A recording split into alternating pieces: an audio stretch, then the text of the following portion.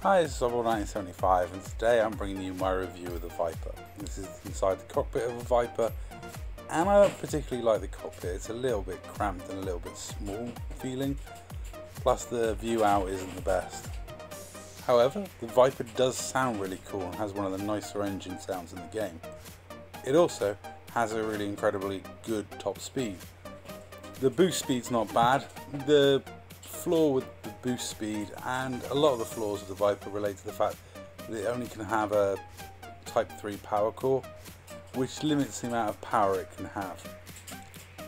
Now, overall, it's not too bad. I mean, I'm running this one with 2 beam lasers and 2 multi-cannons, and it's in a very aggressive setup, and I use it to harvest res sites, make reasonable amounts of money from res hunting. The only issue is that it does tend to overheat if I fire all the guns for a prolonged period. And you have to be quite careful to prevent module damage from overheating. But as you can see from that screen, I'm still making decent money with this ship in res sites, until I mess up and do something stupid like take a clipper on one-on-one and then getting my screenshot out like this. But the great thing about the Viper is it's so cheap to maintain, it's so cheap to buy. The rebuy cost is really low. The repairing damage costs are incredibly low. So you can afford to get the shit shot out of you, and it's not even a worry. This is what makes this a great second ship or a fun little side ship to have, because it's not going to cost you anything to maintain it. It's very easy to max out. It's very easy to have all the best parts for, and you can make good money in res sites just from having a decent Viper.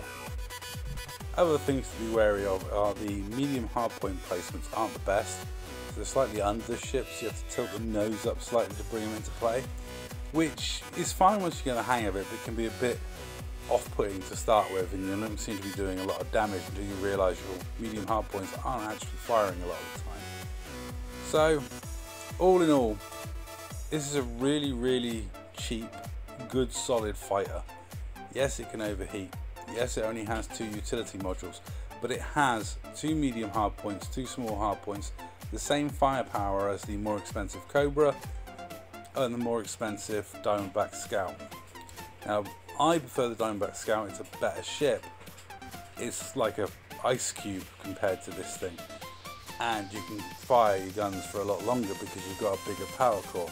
However, the Diamondback Scout is more expensive and is much more expensive when you start looking at buying all the A-grade modules for it. And of course the rebuy cost is a lot more expensive and the repair costs are more expensive. So all in all, the Viper is a good ship in the progression. You go from Sidewinder, maybe Eagle, then Viper, and you're earning good money in res sites. And the Viper can earn as much money as a Diamondback Scout in a res site, as long as you're just a bit sensible about your heat management. Now, given the crowd over on Xbox, I'm thinking people are more likely to go the combat route than the trade route. Not why I think that, but I just do. The majority of people I know from playing Xbox, which is a Call of Duty crowd predominantly, are more likely to like shooting things than trading. Me on the other hand, I'm happy to trade, so I got a lovely Type 7 and I'm bimbling around in that. However, if you're going to go purely combat orientated and harvest res sites, this is a good ship for that. And the next stage up from this would be the Vulture. So you may be in this for a while, which is why I'm doing this review, because there are, like I say, a couple of issues with the low power core and the hardpoint placements that, if you're not aware of, can just put you at a slight disadvantage when flying this ship. But overall, it's a decent enough ship, and as you can see from the screen, you can make a decent amount of money from res sites just by using this ship in the correct manner that it's meant to be used. Play a bit craven, be a bit sensible, watch your heat levels, and you'll do fine. Oh, and tilt your nose up and make sure those medium hardpoints are really shooting.